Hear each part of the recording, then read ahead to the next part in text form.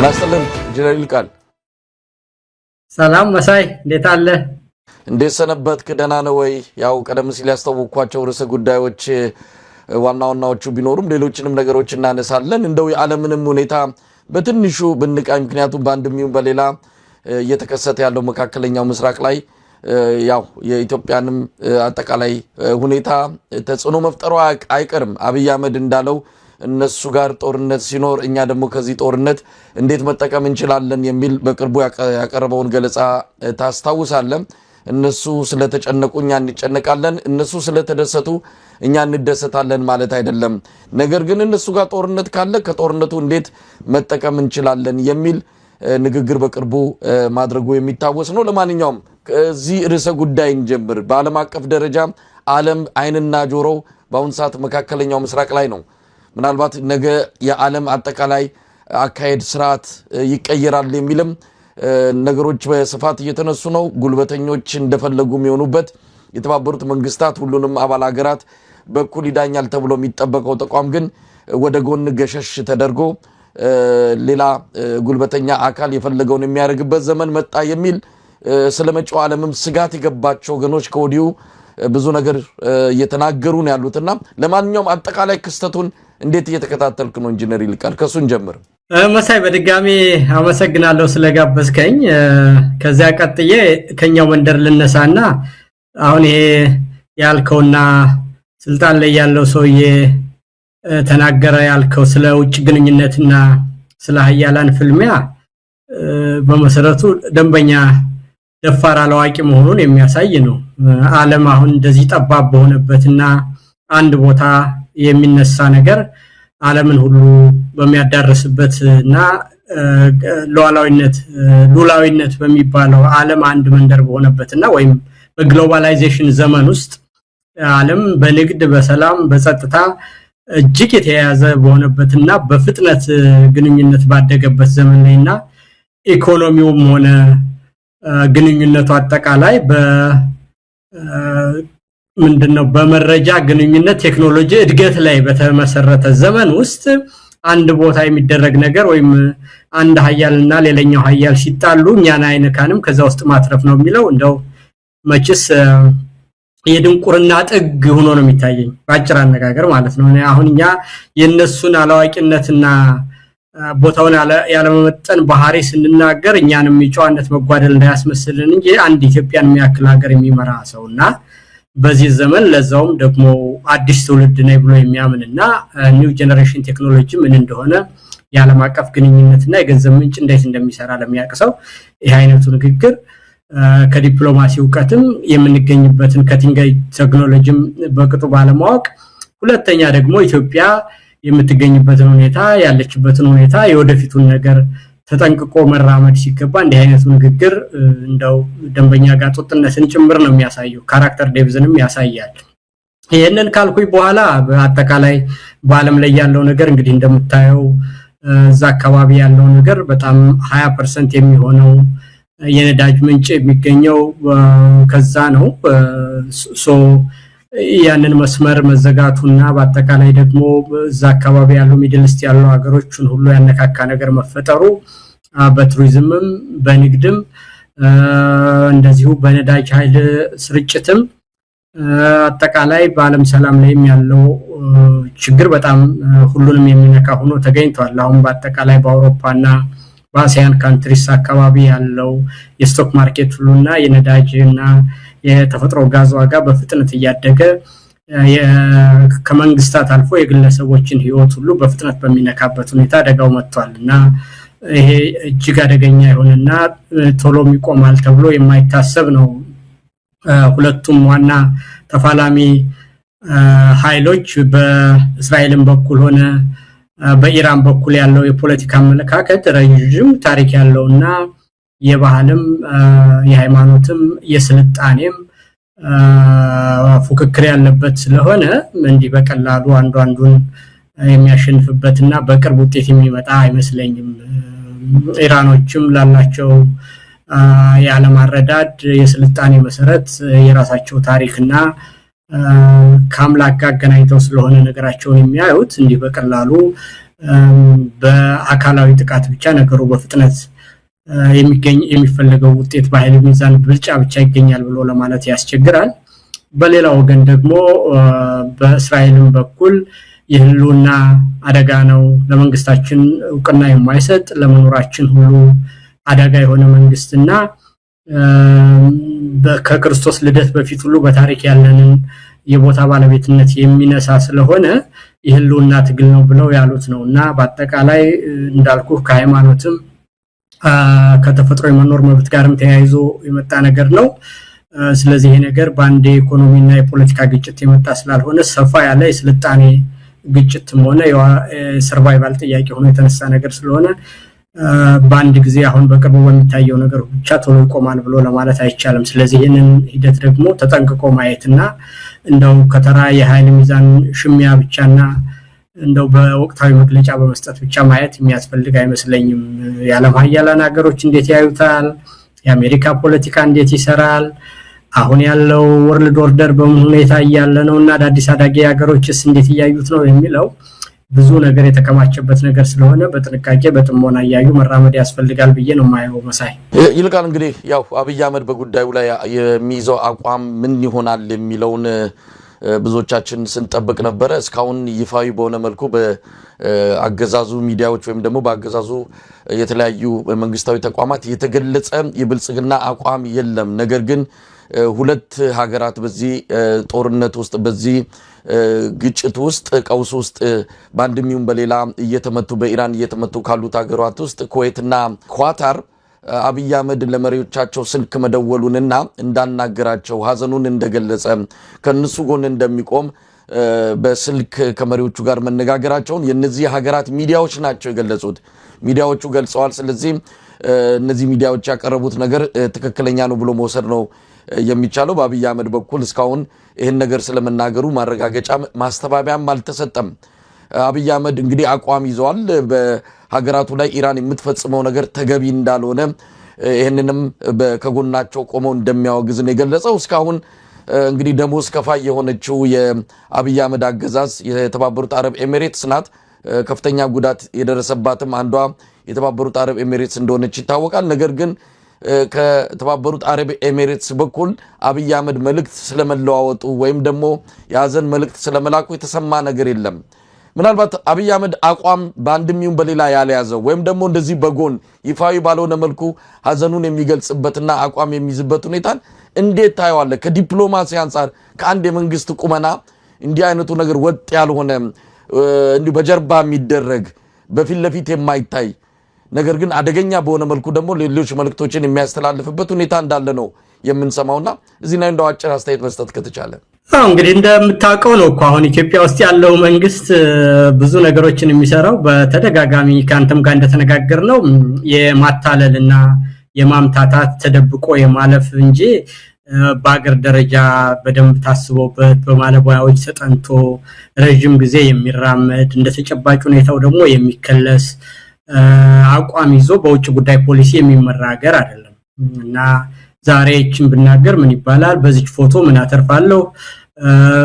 ተደብቄ ወዳጅ መስዬ በሌላው ግን ደግሞ ነጋድ ብቻ ምን አረጋለሁ የሚል በአጠቃላይ በዲሰፕሽን እና ማኒፑሌሽን የሚመራ እንጂ የውጭ ግንኙነት ስራ ራሱን የቻለ ስታንዳርድ ያለው ዕውቀት ያለው የደረጃ ታሪክ ያለው እርምጃውን በአግባቡ የታወቀ ሆኖ የሚሰራ ነገር መሆኑ በአሁን ባለችው ባቢይ ኢትዮጵያ ያለ ነገር አይደለም። ስለዚህ ከሱ ብዙ ከዚህ የተለየ ነገር አጣብቅም።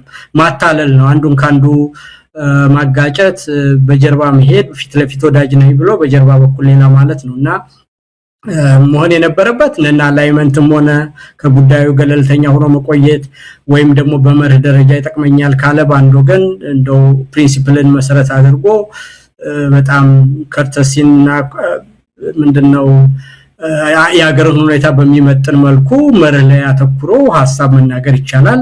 ካላስፈለገም ያጠና ነው ብሎ በሁለቱንም ወገን ዲስከሌት አድርጉ ብሎ ማለት ይቻላል። ለጊዜውም በጥሞና መቆየት ይቻላልና ይሄ ሁሉ ነገር እንግዲህ ምንድነው መሽሎክለክና ማጭበርበር ያብይ መገለጫው መሆኑን ነው የሚያሳየው። ይሄ ደግሞ በነገሮች እድገት በፊት ሲለው እንደነበረው እኛ እነሱ ሲጋጩ ምን እንሆናለን በዛ ውስጥኛ የምንፈልገው ነገር ማትረፍ ነው የሚለው ያ ንግግር ባዶ መሆኑንና ዛሬውኑ በዋጋ ውድነትም ሆነ የሚይዘው አቋም የሚያስከፍል ሰዓት እንደሆነ እንጂ ዝም ብሎ ባለም ላይ የሚሆን ነገር ማለፍ የማይቻልና እንደዛ በስድነት የሚናገረው ነገር እንዳልሆነ በግልጽ ያሳያል ማለት ነው መሳይ ሙልቃል እንግዲህ ወደ ኢትዮጵያ ወቅታዊ ጉዳዮች እንምጣና ጠቅለል አድርጌ አንዳንድ ክስተቶችን ላንሳና ጠቅለል ባለ መልኩ እንደው አገሪቱ ያለችበትን ነገር እንደው ካሳየ በሚል ነው እንግዲህ ኢትዮጵያ ሰሞኑን በየቀኑ አጀንዳ የሚፈለፈልባት ሀገር ናት ዋና ዋናዎቹን አነሳለሁ በኦሮሚያ ክልል ምስራቅ አርሲ ሻርካ ወረዳ እየተፈጸመ ያለው የኢትዮጵያ ኦርቶዶክስ ተዋሕዶ እምነት ተከታዮች ግድያ በማባራ መልኩ አሁንም ዛሬ ስቱዲዮ ከመግባታችን በፊት ከሰዓታት በፊት እንደዚሁ ከዛው አካባቢ በሌሊትም የሚደውሉልን ሰዎች አሉ ድረሱልን ይያሉ የሚደርስላቸው የለም እንግዲህ ሳምንት ሊሆነው ነው በየቀኑ ሰው እየተገደለ ነው የአማራ ፋኖ ብሔራዊ ንቅናቄ መግለጫ ወጣበት የኦሮሞ ነጻነት ሰራዊት ኦላም እንደዚሁ ድርጊቱን ያወገዘበት የኢትዮጵያ እስልምና ጉዳዮች መጅሊሱም በተመሳሳይ የኦሮሞ ፖለቲከኞች እውነት ለመናገር በፊት ለፊት መተው ጭምር የነን ድርጊት ያወገዙበት ሁኔታ ነው ያለው ነገር ግን እስካሁን ከአብይ አህመድ አገዛዝ በኩል ስለ ሁኔታው የተሰጠ ያዘንም ይሁን የሌሎች ነገሮች ምንም ነገር የለም ያው በአብይ አህመድ የተጠለፈው የኢትዮጵያ ሰብአዊ መብት ኮሚሽን እነማን እንኳን እንደሆኑ ዕውቅና ባልሰጠ መልኩ ነው ሪፖርቱን ያቀረበው ድርጊቱንም ለኦሮሞ ነጻነት ሰራዊት ተጠያቂ አድርጎ ምርመራ አድርጊያለሁ በሚል ሪፖርት ያወጣበትን መግለጫ ተመልክተናል ከኢትዮጵያ ሰብአዊ መብት ኮሚሽን በእርግጥ ከዚህ በላይ የሚጠበቅ ስላልሆነ ብዙም ቁም ነገር የተሰጠው አይደለም ሌላው አብይ አህመድ እጁን ካስገባበት ከሱዳን ጉዳይ ጋር የተያያዘ ነው የሱዳን ባለስልጣናት ከኢትዮጵያ የመጡና በግዛቴ ላይ ጥቃት የፈጸሙ ድሮኖችን አይቻሉ ተመልክቻለሁ ብለው ክስ አቅርበው በማግስቱ እነሱም ተመሳሳይ እርምጃ በመውሰድ አመዳጋሎ ጦር ሰፈር ላይ ጥቃት መሰንዘራቸውን መረጃዎች ያመለክታሉ ስለዚህ በአንድም ይሁን በሌላ አንደኛው አካል የሌላውን ድንበር እየጣሰ ጥቃት መፈጸም መጀመሩ ምናልባት በሁለቱ ሀገራት መሃል ይፋ የሆነ ጦርነት ሊጀመር ይችላል የሚል ስጋት ያላቸው ወገኖች ኮዲው ሁኔታው እንዲረግብ ዓለም አቀፍ ጫና እንዲፈጠር እየጠየቁ ይገኛሉ ይሄንንም ነገር በዚህ አጋጣሚ ካነሳ ነው ሌላው በአማራ ክልል የሚካሄደው የሉና ተጋድሎ ነው ሁልጊዜም የምናነሳው የአማራ ፋኖ ብሔራዊ ንቅናቄ በተለይም በጎንደር ያደረገ ያለው ትንቅንቅ በበርካታ ድሎች ታጅቦ እንደቀጠለ ይገኛል እንደው ጠቅለል አድርገ ኢትዮጵያ ምን ላይ ነው ያለችው እነዚህ ነገሮች እነዚህ ክስተቶች ሌሎችም አሉ እንደው ምን ላይ ነን ማለት እንችላለን ሀገር እየፈረሰ ነው ሀገር እየዳነ ነው ወይስ ምን ላይ ነው ያለነው ኢንጂነር ይልቃል መሳይ ካንተ ጋር በተደጋጋሚ ተነጋግረናል ምንም አዲስ የሚሆንበት ለህዝቡ ነገር ያለ አይመስለኝም ሁሉም ነገር በፊት በነበረው ሁኔታ እየሄደ ነው በአጠቃላይ ኢትዮጵያ መንግስት የለም ነው የምንለው ያለንበት የምንገኝበት ደረጃ አንድ መንግስት እየፈረሰ በመትኩ ደግሞ ሌላ ነገር ለመገንባት የሚደረግ ሂደት አለ በዛ ሂደት ውስጥ እንግዲህ መንግስት ከሌለ በአንድ በልኩ ስልጣን ላይ ያለው መንግስት በባህሪው በህብረተሰብ መካከል ባለው ስንጥቅ ውስጥ ኖራለሁ ብሎ አንድን ማህበረሰብ ካንዱ ጋር ማጣላት በሃይማኖት በአካባቢያዊነት በብሔረሰብ የማይገባበት ነገር የለምና በዛ ሂደት ውስጥ የሚያደርገው ነገር እንግዲህ ቀደም እንደገለጽከው አርሲ ውስጥ የተደረገው በሃይማኖታቸው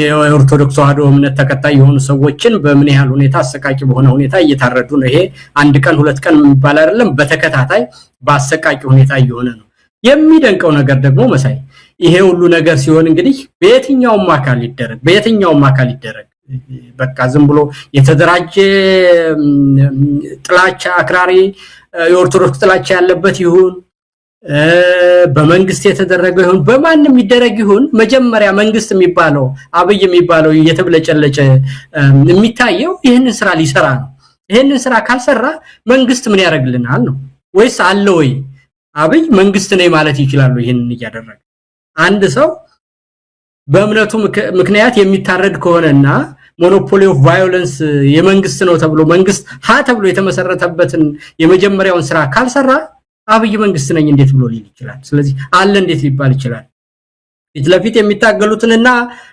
አቋም ወስደው የሚያደርጉትን አይደለም ነዋሪዎችን ያም ይሁን አያደርግም ያጠፉትን ሰዎች ለፍርድ አቀርባለሁ ወይም እርምጃ ወስዳለሁ ወይም በሆነው ነገር ይቅርታ አድርጉልኝ በተፈጠረው ነገር በሌላ ሀገር ቢሆን እኮ ከስልጣን ይወርዳል አንድ መንግስት በሚያስተዳድረው ሀገር ውስጥ በዚህ ደረጃ ሰዎች በማንነታቸው ከታረዱ መንግስትነት ተግባሬን አልፈጸምኩም ብሎ ከስልጣን የሚወርድበት ሁኔታ ነው ይሄ ነገር በሌላ ሀገር ቢሆን ኖሮ ማለት ነው። አብይ ግን እንደው ምክንያቱም ህዝብ ማለት የሱ መጫወቻ ዕቃ ነው። መጫወቻ ዕቃ ስለሆነ የኔን ስም አጠፋችሁብኝ ብሎ ይናደድ እንደሆነ እንጂ በመሞታችሁ እናንተ በመሞታችሁና ወሬ በመሆኑ ነው የሚናደደው አብይ።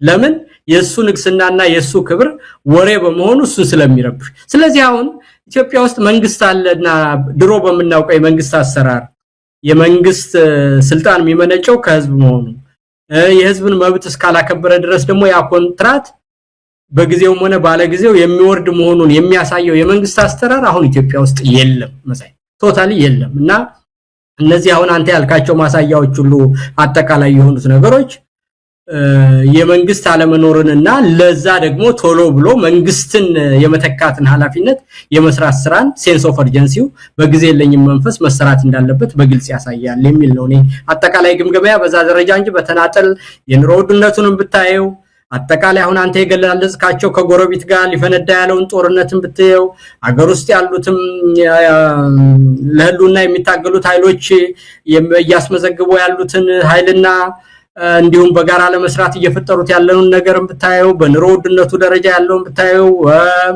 እንዳልኩ ደግሞ የተደራጀ ሌብነትና ወንብድና በመንግስት መዋቅር ውስጥ ይፋ መሆኑን ሁሉ እንዲሁም ደግሞ ስልጣን ላይ ያሉት ሰዎች ያዶአን ባላስመልክቶ የሚያወሩትን ነገር ስታይ መንግስት እንደሌለ በግልጽ የሚያሳይበት ደረጃ ላይ ደርሰናል የሚል ካልሆነ በስተቀር ሌላ ምንም እንደተለየ ምንናገረውና እንዴት እንደዚህ ሆነብን ብለን የምንለው ነገር አይደለም መሰለኝ የምናቀው ነገር ነው። ለዚህም ነው ያንዳንዱ ሰው በየጊዜው እየሞተ ወጣቶቹ ብዙ የራሳቸው የግል ኃላፊነትም ሆነ የቤተሰብ ኃላፊነት እያላቸው አድገው ያላበቁ ልጆች እየሞቱ ያሉት ይሄንን ነገር መለወጥ ለነገ የማይባል ስራና ትልቅ ኃላፊነት የሚጠይቅ ትልቅ መስዋዕትነት የሚጠይቅ በአንጻሩ ደግሞ የሚያኮራ ተግባር ነው ብለው ወጣቶች እየተቀጩ ያሉትና ህይወታቸውን እየሰጡ ያሉትም ይሄንን ነገር መለወጥ ለነገ የማይባል ነገር ስለሆነ ጊዜ በኋላ ባደረ ቁጥር እንደምታየው ዜጎች በጅምላ በማንነታቸውና በሃይማኖታቸው የሚታረዱባት ሀገር ስለሆነች ይሄንን ቶሎ መልክ ማስያዝ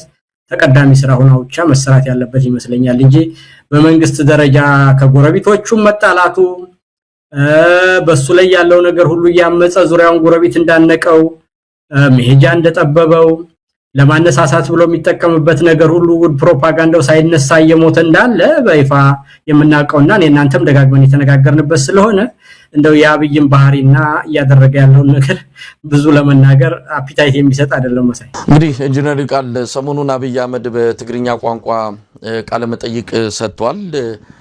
በዋናነት ያነጣጠረው ኤርትራና ህወሓት ሰዎች ላይ ነው።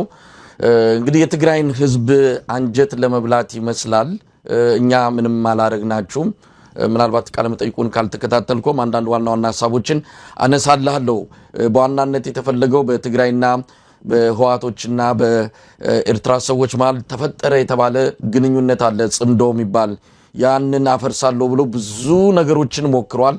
አሁን ደግሞ እስቲ በቋንቋቸው በሚገባቸው በሚሰሙት በቀላሉ ማስረዳት ከቻልኩ ብሎ ይመስላል። እንግዲህ ምናልባት የሱን ስነ ልቦና ብዙም እንደው የተወሳሰበ አይደለም። በጣም ቀላል የሆነ ማንም ተራ ሰው ሊያስብ የሚችለው ነገር እያሰበ ነው እንግዲህ ውሳኔዎችን ፖሊሲዎችን ወደ ተግባር የሚቀይረው። ለማንኛውም በዚህ መልኩ የትግራይን ህዝብ ልብ አገኛለሁ ያለም ይመስላልና አንዳንድ ነገሮችን ለማስረዳት የሄደበት ርቀት የሚያደክም ነው። የኢትዮጵያ ህዝብ በቅርበት የሚያውቀው የትግራይ ህዝብ ደግሞ እሳቱን አይቶ በደንብ የተረዳውን ክስተት አብይ አህመድ የሆነው በዚህ ምክንያት ነው በሚል ለማስረዳት ሲደክም ነው በቃለ መጠይቁ ያየነው። እንግዲህ ቃለ መጠይቁ በዋናነት የህወሓትን ሰዎች ማንኳሰስ የህወሓትን ሰዎች ኋላ ቀር ናቸው፣ ደንቆሮች ናቸው፣ አንድ ቦታ ተቸንክረው የቀሩ ናቸው፣ ባለፈው ያ ሁሉ ጥፋት የተፈጸመው በእነሱ ምክንያት ነው፣ አሁንም ተመልሰው ያንን ጥፋት በትግራይ ህዝብ ላይ ለመፈጸም እየሰሩ ናቸው፣ ስለዚህ አትስሟቸው ነው በግንባር ቀደምትነት የአብይ አህመድ የቃለ መጠይቁ መሪ ወይም ደግሞ ጭብጥ መልእክት። ሌላው የሻዕቢያን መንግስት ጥፋተኛ ማድረግ ገለዋል፣ ዘርፈዋል፣ አቃጥለዋል፣ ብዙ ጉዳት አምጥተዋል በትግራይ ህዝብ ላይ የሚል ነገር ነው ያነሳው። ከዛም ተሻግሮ ኤርትራን ለማሳነስ የኤርትራ ህዝብ አገሩ መቀመጥ አልቻለም፣ በየቦታው ነው የተሰደደው ወደ ኢትዮጵያ ወደ ባህር ባገኘው አጋጣሚ እየተሰደደ ሀገሩ ባዶ ሆኗል።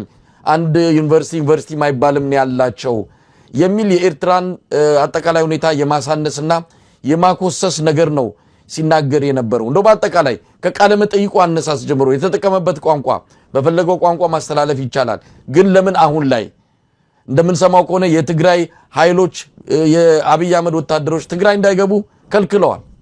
እውነት ለመናገር አስገራሚ ነው። የፌደራል መንግስት ሆኖ ትግራይ ከኢትዮጵያ አካል ሆና አብይ ግን ትግራይ ላይ ሰራዊቱን ማስገባት እንደማይችል ነው እየተረዳን የመጣ ነው። እንዴት ታየዋለህ ኢንጂነር ይልቃል?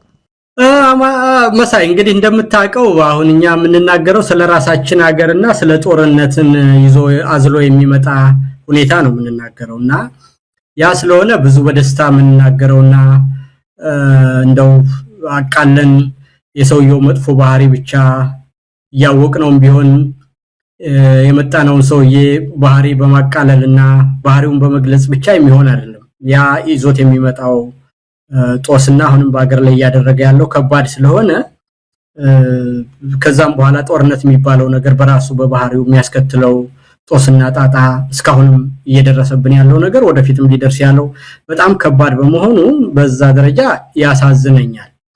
በሌላው ወገን ግን መሳይ አሁን ይሄ ሰውዬ ልክ እንደ ምንድነው ተዋናያን ነው እኮ የሚሆነው። አንድ ቀን የሆነ ነገር ብሎ በሆነ ጊዜ ፋኖን ጀግና የትም የሚሄድ መንግስት ፈለገውም አልፈለገውም ለሀገር ሁሉናና ለነጻነቱ ይዋጋል እድሜ ልኩን ብሎ ፋኖን ሰማይ አድርጎ ያወራል። ሌላ ቀን ደግሞ ያልመሰለው ጊዜ መሃይሞች ደንቆሮች ብሎ ያወራል። የኤርትራን መንግስትን በተመለከተ በእውነትና በፍቅር ከያዟችሁ ሁሉ ነገራችሁን ትሰጣላችሁ፣ በሌላ ወገን ደግሞ በልህና በማይሆን ነገር ካልሆነ እድሜ ልክ ትታገላላችሁ እንጂ ማትንበረከኩ ብሎ የኤርትራን ህዝብ ከሰማያት አድርሶ ይናገራል። ከዛም ያለፈ እንደው ፕሬዝዳንት ኢሳያስን በልዩ ሁኔታ አድንቆ ለኢትዮጵያ ያላቸው ፍቅር ብሎ በእጅጉ በሚደንቅ ሁኔታ ይናገራል። የህዋትንም ሰዎች ቢሆን ሌላውን ተቃዋሚ ያንቋሸሸ ለዲሞክራሲና ለተቋማዊ አሰራር ቅን አመለካከት ስላላቸው ነው መሳሪያውም ጦሩን በእጃቸው ያለ ስልጣን አስረክበውኝ ይሄዱት በዚህ ለናከብራቸው ይገባል ብሎ እኔ ራሴን በተገኘውበት ስብሰባ ውስጥ ሲናገር ሰምቻለሁ ሂልተን ሆቴል ውስጥ። እንግዲህ ይሄ ሰውዬ በፈለገው ጊዜ የፈለገውን ነገር የሚጫወት አንድ ሰው የሀገር መሪ ሳይሆን ቲያትረኛ ነው። እኔ የማውቀው ማለት ነው። አንድ ህዋት ሌላ አይደለም። የኤርትራ መንግስትም ሆነ መሪዎችም ሆነ አጠቃላይ ኤርትራ የሚባለው ሀገር ዛሬ የተፈጠረ አይደለም። አብይም ዛሬ የተፈጠረ አይደለም። ኢትዮጵያም ዛሬ የተፈጠረች ሀገር አይደለም። እንደውም ከአንድ ወርና ከሁለት ወር በፊት ያለው ሁኔታና አሁን ያለው ነገር በምንም አይነት የተቀየረ ነገር የለም። የተቀየረ ነገር ቢኖር አብይ የማይችል ሰው ስለሆነ ቀን በሄደ ቁጥር እየሟሟና አለበት ወንበር ላይ እየሰመጠ ስለሄደ ባህሪው በየቀኑ እየተለዋወጠ መምጣቱን ነው። እና የኤርትራ ዩኒቨርሲቲ አለመኖርና የኔሽን ቢልዲንግ ችግር አለበት የለበት የሚለው ዛሬ የተፈጠረ ነገር አይደለም። ከአብይ ጋር ሲፈጠር ጀምሮ ኤርትራ ከኢትዮጵያ ከተለየ ጀምሮ 30 ምናምን ዓመት የቆየ ሀገር ነው። ስለዚህ ዛሬ ከአብይ ጋር ሲጣላ የተለየ ነገር ሆኖ የሚመጣ ወይም ደግሞ በተለየ ሁኔታ የሚበየን ወይም ደግሞ ለሚመጣው ነገር ሁኔታ ለኤርትራ መንግስት ችግር ሊሆን የሚችል ነገር በፍጹም የለም። እና እሱ ያልገባው ነገር የሀገር ሁሉናና ናሽናሊዝም ችግር ውስጥ ሲገባና የኢኮኖሚ ጦርነት ሲሆን ኢኮኖሚና ናሽናሊዝም ሲዋጋ ናሽናሊዝም ሁሉ ጊዜ ያሸነፈ እንደሚሄድ ሀገራዊ ብሔርተኝነት መጽሐፍ አንብቦ አያውቅም እና ያን ስለማያውቅ ነው እኔ ሌላ ልለው አልችልም። ስለዚህ ይሄንን ብዙ ሀያላን ሀገሮች በየቦታው እየገቡ ደጋግመን እስከሚሰለች ድረስ እንደምናቀው አንተም እንደምታቀው ኢራቅ ውስጥ አሜሪካ ገብቶ አፍጋኒስታን ውስጥ የተለያየ ራሺያ ገብተዋል፣ እንግሊዝ ገብተዋል፣ አሜሪካ ገብተዋል። ሁሉም ምንድነው the graveyard of empires ነው የሚባለው አፍጋኒስታን ማለት ደሃ ሀገርና ተራራ ያለበት ምንም ነገር የሌለበት ሀገር ነው። ግን ሁሉ ጊዜም የደፈሩትና ኃይሎች ሁሉ ያሸነፈ የሚወጣ መንግስት ነው። ያ ማለት እንግዲህ ናሽናሊዝም አንድ ሀገር በቃይ ካለ እኛም ቢሆን በ1936 የቦምብ እየወረደብን የመርዝ ጋዝ እየወረደብን ከ5 ዓመት በኋላ ለአስጨራሽ ጦርነት ጣሊያንን ያሸነፍ በጦር መሳሪያና በኃይል ብልጫ እኛ ትልቅ ስለሆነ አይደለም። ከጣሊያን ጋር በነበረን ጦርነት ለነሱ በአውሮፕላንና በጋዝ መርፍ በሜካናይዜሽን ነበር የሚዋጉት አይደል እኛ በቁመ ጠበቀን እና ሙልጭ ያለ ደሃነን በዛን ጊዜ በነበረው ሁኔታ በዛ ጊዜ ውስጥ ያሸነፍ ምን ስለሆነ ነው ካልከኝ የሀገራዊ ብሔርተኝነት ሳለና አንደፈርም ባይነት እውነት ከኛ ጋር ነው የሚል እምነት ስላለን አሁንም ቢሆን ይሄንንም የኢትዮጵያንም ኢኮኖሚ ቢሆን አብይ የፈጠረው አይደለም አብይ እየበላው ያለ ያመሰው ያለ እየገደለው ያለ እንጂ አሁን ለተቀመጠበት ወንበር ላይ ያበቁትም ሆነ ይሄንን ኢኮኖሚ ያፈሩት ህዋቶች ናቸው እሱ አይደለም ከሆነ ኢህአዴግ ነው ግን ኢህአዴግ በራሱ ጊዜ ለውጥ ማድረግ አልችል ብሎ ሶሻል ዴቨሎፕመንት እና ፖለቲካል ዴቨሎፕመንት ያለውን ነገር አድርጎ ያለው አዳዲስ ኃይሎች በተፈጠሩ ጊዜና ያለው ሶሻል ሲስተም አልሰራ ሲልና ፖለቲካል ኢንስቲትዩሽንስ በነበረው ሁኔታ መልስ የማይሰጡ መሆኑን ሪፎርም ማድረግ ሲገባው በራሱ ጊዜ ደርቆ በመቅረቱ ሲሞት አብይን የወለደ ሁኔታ ነው የተፈጠረው እና የዛ በስባሽ ፖለቲካል ዲኬይ ውጤት እንጂ አብይ በራሱ ስትራቴጂ ነድፎ እንደምታየው የውጭ ግንኙነትን ያሻሻለበት የሀገር ኢኮኖሚን ያሻሻለበት ሰላምና መረጋጋትን ያመጣበት የሀገርን ደህንነት ያስተካከለበት በህብረተሰብ መካከል ያለን መስተጋብር ያስተካከለበት ምንም አይነት ፖሊሲ ኑሮት ሳይሆን የዛ የፖለቲካል ዲኬይ ውጤት ሆኖ በአንጻሩ ግን ያንንም ደግሞ በተለይ የግል ባህሪው በጣም ግልብና ያልተረጋጋ ሰው በመሆኑ ያንን የባሰ ሀገርን ሊያጠፋ የደረሰበት ሁኔታ ነው ያለውና በዛ ደረጃ ስታየው አሁን በዚህ ተሞኝቶ ከኤርትራም ህዝብ ፈርቶ አብይን የተለየ አቋም ይዝበት አይደለም እንደውም ባለም አቀፍ ግንኙነቱና ባለው ሁኔታ ከአብይ የተሻለ ብዙ ኃይሎችን ከጎኑ እንዳሰለፈ የታወቀ ነገር ነው ህዋትም ቢሆን ያኔ ወራጅ ኃይል በመሆኑና በነበረው የጦርነት ናሬቲቭ ውስጥ ሲሸነፍ በስተቀር የአብይ ልዩ ተዋጊነት እንዳልሆነ ሁሉን ነገር ያዛችሁትን ይዛችሁ ውጡ ጦርነቱን ህዝባዊ ያደርጉልኝ ብሎ ለምኖ በኢትዮጵያ ህዝብ ላይ በቆመረው ቁማር እንዳገኘ የታወቀ ነገር ነው እና እነዛ ሁሉ ኃይሎች ግን አሁን በአጠቃላይ የአብይ መጥፎነትና ምንነት ታውቆ በኤርትራ በኩልም በትግራይ በኩልም በአማራ በኩልም በኦሮሚያም ያለው ኃይል ሁሉ ወደፊት ያያየና መጪውን የኢትዮጵያ ሁኔታ በጋራ ለመበየን የጋራ መግባባት የተደረገበትና ባልተለመደ ሁኔታ በታሪክ ታይቶ በማይታወቅ ሁኔታ በጋራ እየተመሙ ያሉበት ሁኔታ ነው ያለውና የአብይ መግለጫ በአጠቃላይ በፍርሃት ውስጥ ተውጦ ያደረገው ነገር መሆኑን በግልጽ ያሳያል ለመሳይ ምናልባት ይልቃል የጦርነት መንደርደሪያ ብለውም የወሰዱ ወገኖች አሉ ወደ ትግራይ የሚያደርገውን ምናልባት ያሰበ እየተዘጋጀ ያለውን ጦርነት ምክንያታዊ አድርጎ ይሄው እነሱ እንዲ ስላደረጉ ነው ምክንያት ሰበብ የመፈለግ እንደሆነም አድርገውና ምናልባት ከዚህ ቃል መጠይቅ በኋላ አንዳንድ ምልክቶችንም ያያየን ነው ትግራይ ላይ ጦርነት ለመክፈት አብይ አህመድ ተዘጋጅቷል የሚለውን የማጠናከሪያ ምንድነው መልእክትም አድርገው የወሰዱ ወገኖች አሉ እውነት ለመናገር ቃል መጠይቁን በትርጉም ካየነው በኋላ አዲስ ነገር በርግጥም የለም የሚያሳዝነው ግን ያኔ ያን ሁሉ መከራ ያመጣ ሰውዬ ዛሬ አዳኝና መፍትሄ በእጁ ያለ አድርጎ በዚህ ደረጃ የትግራይን ህዝብ ግንዛቤ የሚፈታተንና ንቀትም ያለበት ጭምር አርጎ መምጣቱ እንጂ የተለየ መፍትሄ ከአብይ አህመድ ይመጣል ተብሎ አይደለም እውነት ግን ጦርነት ሊገባ ይችላል ይሄንንም ቃል መጠይቅ ወደዛ መንደርደሪያ አድርገን ልንወስደው እንችላለን ሱማ በደንብ የሚታይ ነው እኮ መሳይ ምንም ወዲያና ወዲህ የሚያሰኝ አይደለም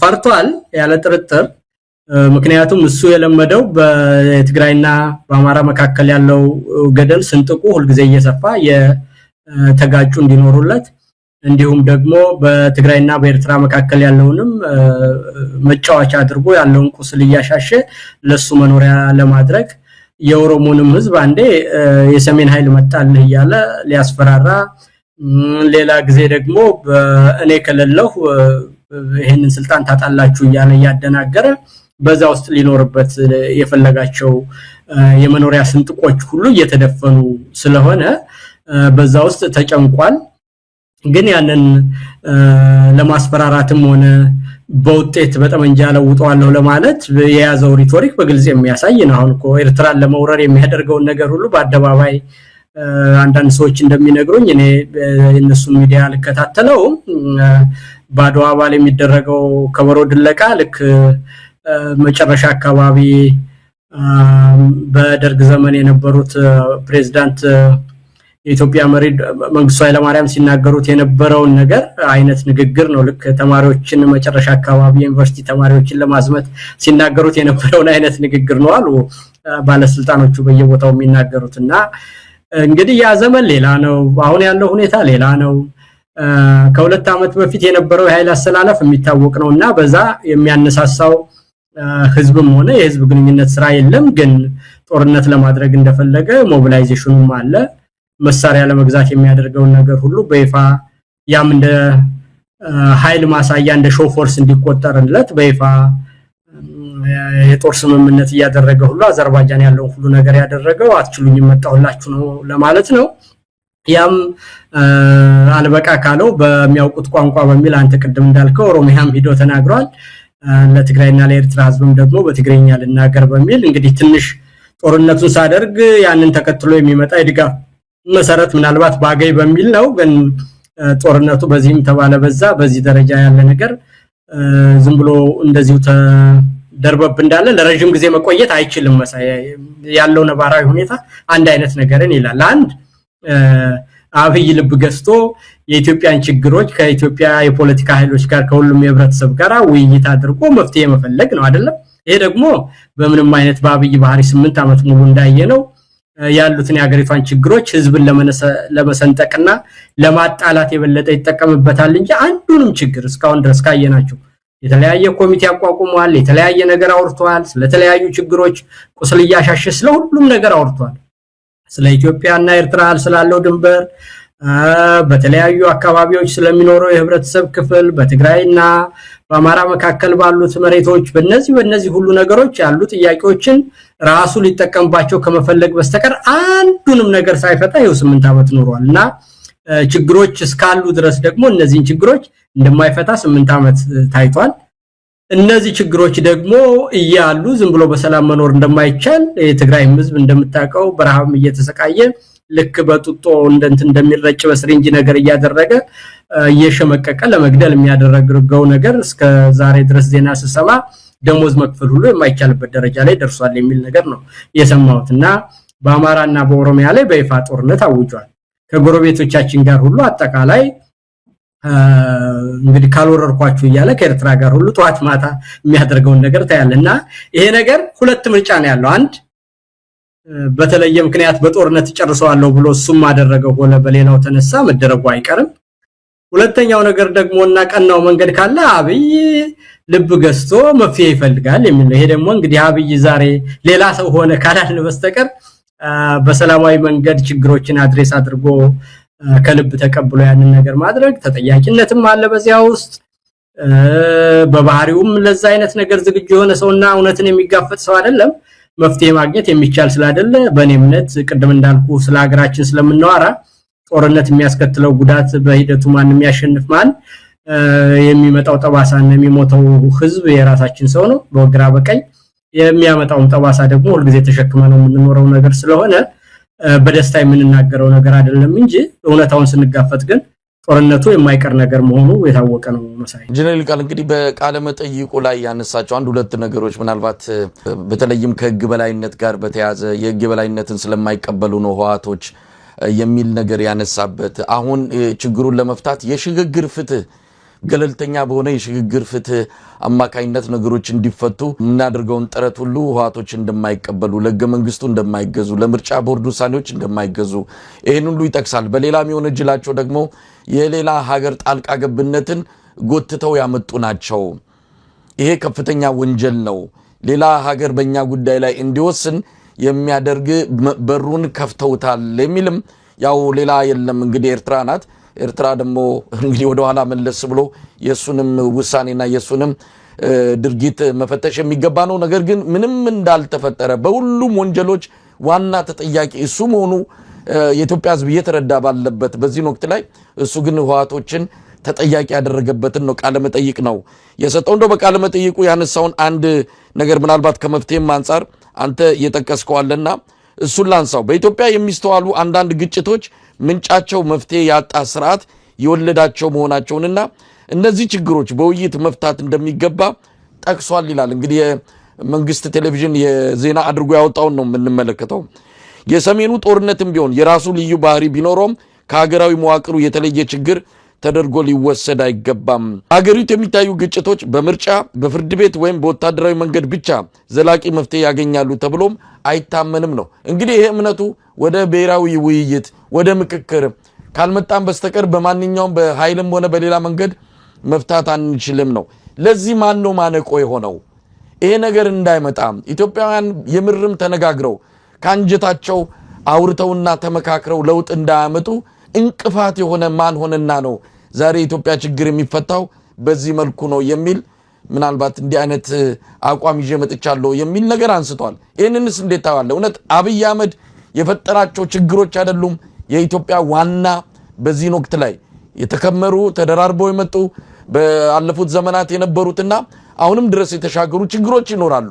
ነገር ግን አዳዲስና ኢትዮጵያን የለውና አደጋ ውስጥ የከተቱ ችግሮች በዚህ ሰውዬ የመጡ አይደለም ወይ?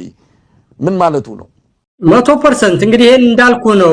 አንድ ሰው እኔ ኢትዮጵያ ውስጥ ስጋትም ያለብኝ በየምራፉ የሚያስብና የሚነወልል ሰው ድራማ አንድ ምራፍ ላይ ሰው ሰካራም ሆኖ ይጫወታል፣ ሌላ ጊዜ ላይ ንጉስ ሆኖ ይጫወታል፣ ሌላ ጊዜ ላይ ወጣት ይሆናል፣ ሌላኛው ላይ ደግሞ አንድ 80 ዓመት አዛውንት ሆኖ ይጫወታል። ያ ቲያትር ነው እኔ የማውቀው እንጂ በምድር ላይ ከሆነ አብይ የሚባል ሰው 30 ሰው በአንድ ቀን ሲገደል መግለጫ የማይሰጥና ስለሞቱ ሰዎች ምንም ደንታ የሌለው ሰው እንዴት መፍትሄ አካል ይሆናል ብሎ ሰው ሊያስብ ይችላል? መሳይ እኔ በጣም የደንቀኝ ነገር ነው።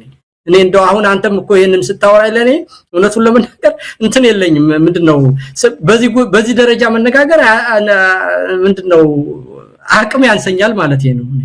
እንዴ በጣም እኮ አውሬ ነው ይሄ ሰውዬ እኮ ጭራቅ ነው እኮ ያን ሁሉ ጦርነት አድርጎ አሁንም ደግሞ ነዳጅ አይሄድም ከፌደራል መንግስት ያለው በፌደሬሽኑ መሰረት ያለው የክልሎች ድጎማ በአጠቃላይ ከርዳታና ከብድር የሚገኝ ማለት እኮ ነው።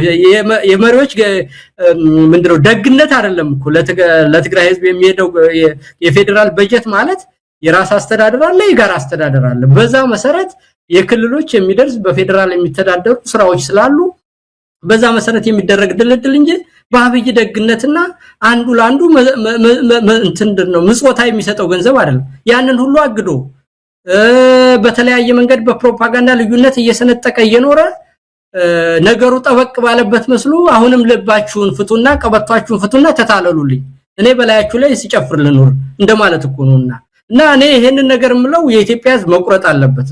ሁሉ ጊዜ እየተታለሉና የማይመጣ ነገር እየጠበቁ በመከራ መኖር በጣም ያስጠቃን ነገር ነው። እኔ ጠመንጃ ነክቻ አላቅም መሳይ በህይወቴ ማለት ነው።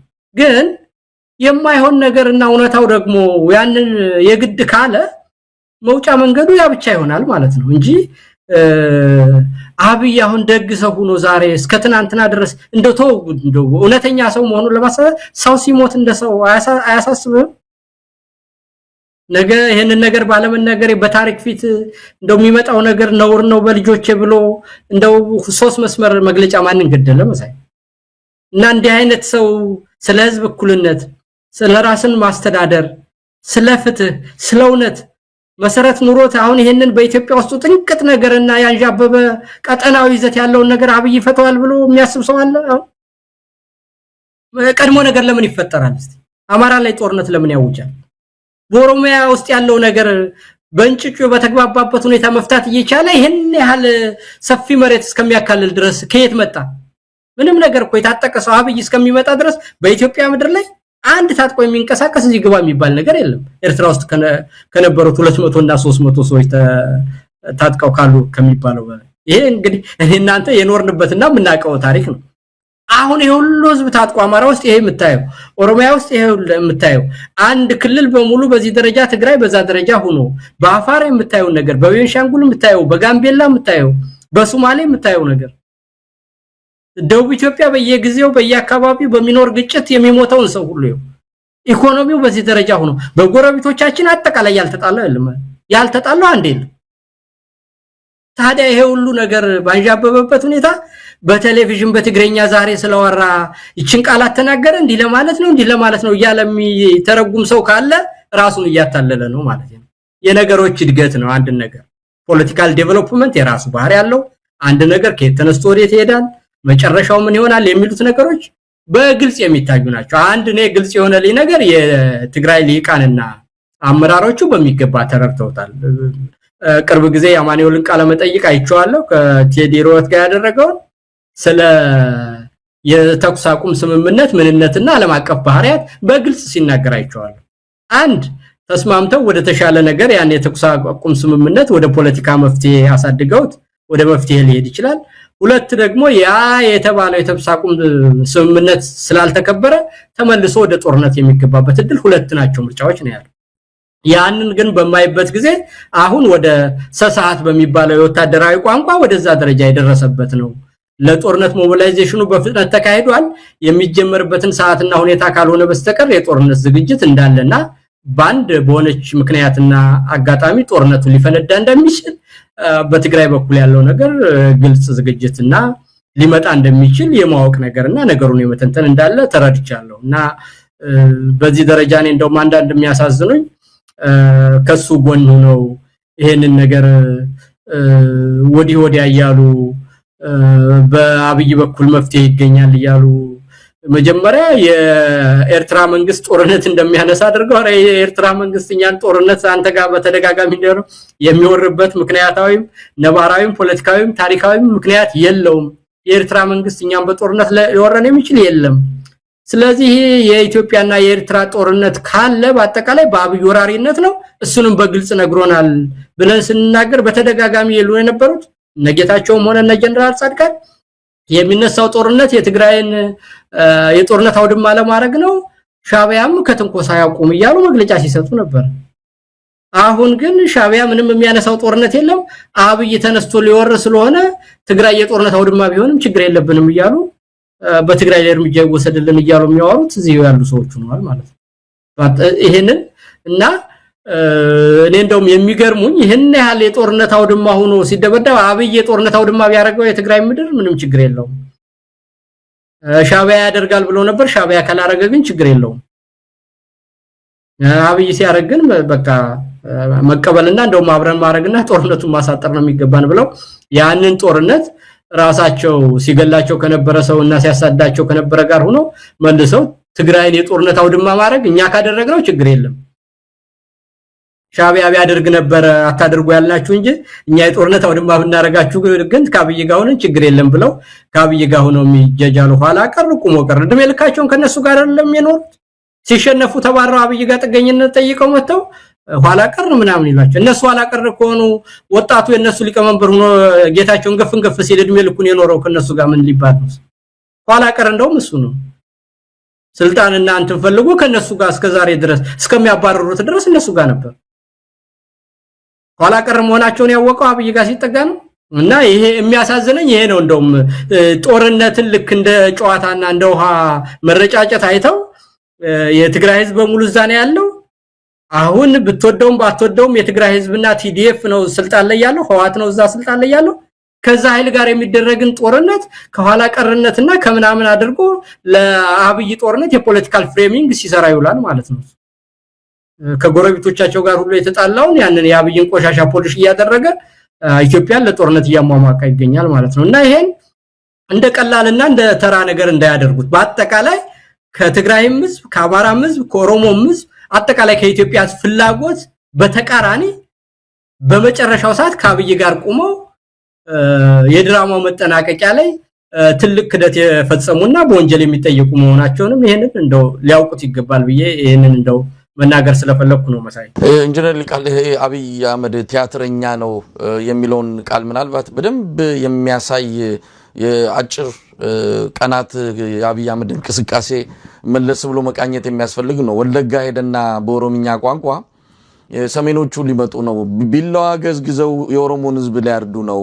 ይሄን ቃል በቃል የተናገረው ነው ወለጋ ሄዶ በኦሮምኛ ቋንቋ እና ሰሜኖቹ ሚላቸው የትግራይን የአማራን የአፋርን ኤርትራንም ጭምር እነዚህ ናቸው። እንግዲህ ቢላዋ እየሳሉ የኦሮሞን ህዝብ ሊያርዱ ነው ብሎ እንዲህ አይነት መልእክት በ21ኛው ክፍለ ዘመን በዚህ በሰለጠነው ዓለም ላይ እንዲህ አይነት መልእክት አስተላልፎ ከነቀምት ይመጣና ደግሞ አዲስ አበባ ላይ ሌላ ሰው ነው የሆነው።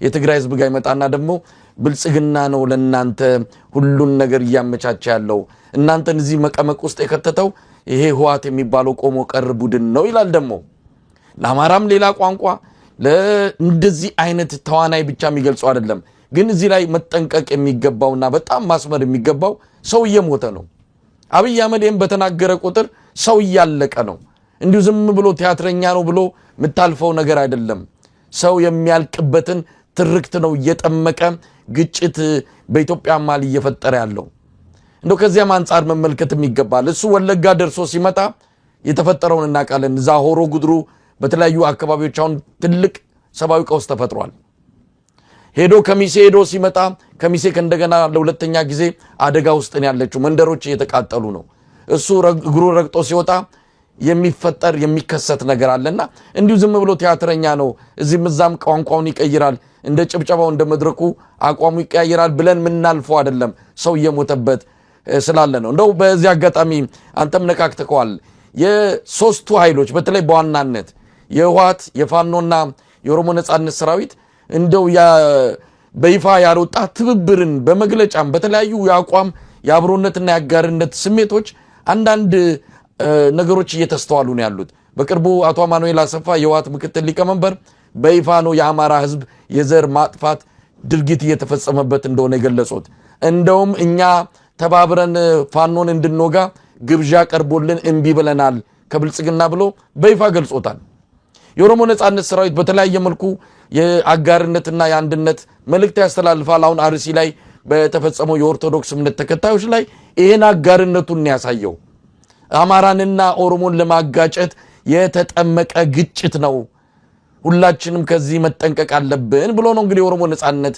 ሰራዊት በይፋ የገለጸው ይሄንን ጥምረት እንዴት ታየዋለ እንዲህ አይነቱ ነገር ነው አብይን የሚያስበረግገው ይሄ ነገር ነው ከእንቅልፍ እየነሳው በየጧቱ እየወጣ በየሚዲያው እንደዚህ አይነት አቋም ያንጸባረቀ የመጣውና እንዴት ታየዋለ ይልቃል ትክክል ነው ይሄ ፖለቲካሊ ኢቮልቭ ያደረገ እንደሄደና ነገሮቹ ያደጉ እንደመጡና በአመለካከት ደረጃ ይሄ ገሌምን ይለኛል ለህዝበኝነት ተብሎ የቆዩ ቁርሾች ስላሉ የፖለቲካ ልዩነት ስላሉ ይሄ ኮንስቲትዩንሲ እንዲህ ነው የሚያስብ እንደዚህ ነው የሚያስብ የሚባሉ ነገሮች አልፈው እንደሄዱና ሐቀኛ የሆነውና እውነተኛውን ነገር የመጋፈጡ ነገር በሁሉም ኃይሎች ላይ ግልጽ የሆነ መምጣቱን በግልጽ ያሳያል ከዚህ ይሄንን ነገር ከሰሜን ኢትዮጵያ ብንጀምር በአጠቃላይ የትግራይ ህዝብም ሆነ የአማራ ህዝብ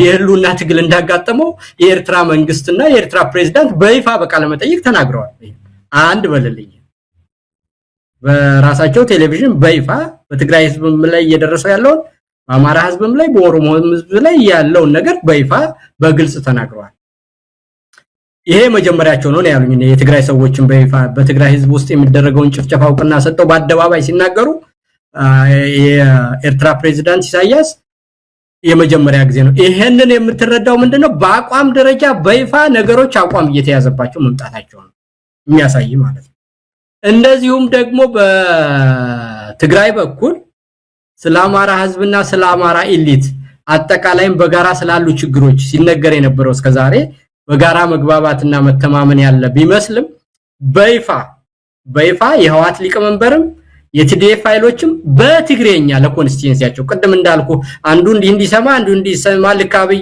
በጀርባ ስልክ ደውሎ በአደባባይ ሌላ በሌላ እንደሚሆነው ሳይሆን በበዓል ላይ ህዝብ በተሰበሰበበት ላይ በትግሬኛ ቋንቋ ከሊቅ እስከ ደቂቅ ከገጠር እስከ ከተማ በሚሰማው ቋንቋ የአማራ ኤሊትንም እየወሰደ ባለው አቋም እንዳደረገ በአማራ ህዝብም ላይ እየደረሰ ያለውን ጭፍጨፋ እንደሚያደርግ ትግሉንም እንዲያጠናክር የትግራይ ኃይሎች በአደባባይ በተወካዮቻቸው በይፋ ተናግረዋል ይሄ በዚህ ደረጃ አይተነው አናቅ ይሄንን እንግዲህ እንዴት ነው የምትረዳው ካልከኝ እየየም ሲደላ ነው ልዩነት ስለሌለ አይደለም እልህ ስለሌለ አይደለም ፉክክር ስለሌለ አይደለም ግን እነዛ ነገሮች ሁሉ ከአንድ ነገር ይቀድማል የሚለው ነገር በአቋም ደረጃ እየተወሰዱ መሆናቸው እንዲሁም በኦሮሚያ ውስጥ አሁን ሰሞኑን በሆነው ነገር ላይ ኦኤልኤ የሰጠው መግለጫ ምንም ያልተደበሰበሰ ነው እንደዚህ የሚያደርጉ ሰዎች ጠላቶቻችን ናቸው የህዝብ ጠላት ናቸው ተቃዋሚም አይደሉም እንኳን ከኛ ለሰው ወገን ሊሆኑ አረመኔዎች ናቸው ከሰው አይቆጠሩም የፖለቲካ ፍላጎት ያላቸው አይደሉም ይሄን የሚያደርጉ ሰዎች ወደፊት የሆነውን ህጋዊ ጥያቄዎቻችንን ሁሉ የሚያደበዘዙ ጠላቶቻችን ናቸው ብሎ ነው። እስካሁን ጊዜ ድረስ ግን እንደዚህ ብሎ መናገር አማራ ሲሞት ወይም ደግሞ ኦርቶዶክስ ተዋህዶ ሲሞት ይሄንን መናገር በኮንስቲቲዩንሲ ውስጥ ያስጠላኝ ሆኖ አማራና ቤተክርስቲያን ይሄን ነገር የኦሮሞን ህዝብ ጨቁነው ምናምን የሚባል አስተሳሰብ አለ አይደለም። ያ ይመጣል እየተባለ እያዩ እንኳን እንደ ህዝብ የሚያዝን ሰው ቢኖር እንኳን ደፍሮ የሚናገር ሰው አልነበረም። መሳይ ደፍሮ የሚናገር ሰው አልነበረም በአቋም ደረጃ ይሄ ማለት ነው። ይመርመር ይጣራ እንደዚህ እየተባለ የተደበሰበሰ መግለጫ። አሁን ግን ይሄን የሚያረጉ ሰዎች ከሰውነትም ተራ ይወጡ አረመኔዎች፣ ነፍሰ ገዳዮች የኛ ተቋሚም አይደሉም፣ የኛ ወዳጅም አይደሉም፣ ጠላቶቻችን ናቸው። ይሄን የሚያረጉ ሰዎች የት ልንሄድ ነው? ህዝባችን ነው እዚህ ውስጥ የሚኖረው ኦሮሚያ ውስጥ የሚኖር ኦሮሞ ያልሆነ ህዝብ ሁሉ ህዝባችን ነው፣ ከዚህ ጋር ሊያጣሉ ነው የሚል ግልጽ መግለጫ ነው የሰጡት። ወደፊት ጥያቄዎቻችንንም ከህዝብ ጋር ተባብረን መፍትሄ እንዳናገኝ የሚያበላሹ ጠላቶቻችን ናቸው ነው ያለው። እንደዚሁም ደግሞ የፋኖች መግለጫ በየጊዜው የምትሰማው እኛ የህልውና ትግል ነው ያለብን እንደ አማራ የምንኖርበት ሁኔታ እስከተመቻቸልን ድረስ ወደፊት በሚሆነው ሁኔታ በኢትዮጵያ ውስጥ የሚሆኑ የብሔር ብሔረሰቦች በጋራ ቁጭ ብለን እንወስናለን። አሁን ጠላታችን ስልጣን ላይ ያለው 4 ኪሎ ያለው አብይ እንጂ ማንም ጠላታችን አይደለም። ይሄንን ለማስወገድ ከሚሰራ ጋር አይደለም ከሀገራችን ልጆች ጋር በቀጠናው ካሉ ኃይሎች ጋር ሁሉ ተባብረን እንሰራለን ብሎ በይፋ ሰጥቷል። ይሄንን የሚነግርህ እንግዲህ መሳይ ደምሬ ቀንሼ ስነግርህ አጠቃላይ በፊት የነበሩት መሽኮርመምና ለኮንስቲቲዩንሲ ተብሎ እየተጎማለለ መናገር የማዋጣና የህልውና ትግል በየተራ ያጠፋን እንደሆነ በሁሉም በኩል በግልጽ መታመንና አቋም መወሰድና በድፍረት ያንንም በአደባባይ መነገር መጀመሩን የሚያሳይ ነገር ነውና እንዲህ ያለው ነገር ደግሞ አብይን በመከፋፈልና በመዘልዘል አንዱን ካንዱ በማጣላትና በማጋጨት ኖራለሁ ብሎ ለሚያስበው ሰውዬ ዋናው ሽንጡን የሚቆርጥና አከርካሪውን የሚሰብር ነገር ስለሆነ ይሄም ነገር ደግሞ ለወደፊቱ ኢትዮጵያ መልካም የሚያመጣ ይሆን ነው ብሎ ህዝቡ ለሚጨነቅ ሰው ሁሉ ትልቅ ተስፋ የሚሰጥ ነገርና በእውነት የሚያበረታታ ነገር ነው። ደጋግሜ እንደምናገረው የኢትዮጵያውያን ችግሮች ከማንም የበለጠ አይደለም። ባዶ ፉክክርና ፖለቲካዊ የሆነውን ነገር ፖለቲካዊ በሆነ መንገድ ከመፍታት ይልቅ በስሜትና በልህ በመናናቅ ስለምናደርገው እንጂ ተነጋገርንበት ማንንም ዝቅ ሳያደርግ ማንም ከማንም ሳይበልጥ በኩልነት ሁላችንም አሸናፊ የምንሆንበት መፍትሄ ማግኘት የሚቻል እንደሆነ ከማንኛውም ሀገር የተለየ ከባድ ችግር እንደሌለንና ምናልባትም ከተባበርንና ከተነጋገርን ግን በዚህ ደረጃ መጣላታችን ራሱ የሚቆጭና ያሳለፍነው ጊዜ ሁሉ የሚያንገበግበን እንደሚሆንና ወደፊት በተስፋ እንድናይ እጅግ የሚያበረታታ ነገር ሆኖ ነው ያገኘሁት። መሳይ ኢንጂነር ቃል ግን አብይ አህመድ አሁንም ካርድ አለው መጫወቻ ካርድ እንዳለው ከሰሞኑ ከወልቃይት ራያ ጉዳይ ጋር በተያዘ የምርጫ ቦርድ ውሳኔን እንደዚህ አይነት ሰሞኑን ግርግር እንደነበረ መቼም ታስታውሳለህ። በግራ በቀኝ የአብይ አህመድ እንደ ምርኩዝ የሚጠቀምባቸው ከብልጽግና በላይ የሚጮሁ የትግራይ እነ ስምረት እነ ጌታቸው ረዳ በዛ በኩል እነ አብን አሉ አዳማቂ ሆነው ይህንን አጀንዳ የፍጥጫ በሁለቱ ማህበረሰቦች መሃል በሁለቱ የኢትዮጵያ ህዝቦች መሃል ግጭት እንዲፈጠር ይህንን አጀንዳ ይህንን ካርድ መዞታል። አሁን እውነት ለመናገር ካርዱን ጥሎታል። ምናልባት ይሄ ካርድ ለአብይ እድሜ ያራዝምለታል ወይስ ስልጣኑን ጥሙን ቆርጦ ልንሰናበተው እንችላለን የሚለውን ወደፊት የምናየው ሆነው ግን በተወሰነ ደረጃ ይሄን ካርድ እየተጠቀመበት ነው። በወልቃይት በኩል እነ ኮሎኔል ደመቀ የዚህ አጃቢ ሆነው ብልጽግና ነው ለወልቃይት መልስ የሚሰጠው ብለው ቲሸርቱን አድርገው ከብልጽግና ጎን እንደሚሰለፉ አቋማቸውን ጥርት አድርገው ግልጽ አድርገው መምጣታቸውም በተወሰነ ደረጃ ለአብይ አህመድ የሚጠቅመው ሆኖ ነው የተገኘው። ለማንኛውም ይሄስ ካርድ ምን ያህል ሊጫወትበት ይችላል? በመጨረሻት ያተርፋል ወይስ ይከስርበታል? የነቃ ከሄደና የፖለቲካ እድገት ከመጣ በማጭበርበሪያዎች ሁሉ እየተገለጡና ህዝብ የጋራ ግንዛቤ ያገኘ ስለሚመጣ ምንም የሚያመጣው ነገር የለም። አሁን እንዳልኩ በኢትዮጵያ ውስጥ ያሉ ችግሮች ሁሉ አብይ እስካለ ድረስ መፍትሄ እንደማያገኙ አቋም ተወስዷል። ይሄ ደግሞ በተግባር 8 ዓመት ሙሉ ታይቷል።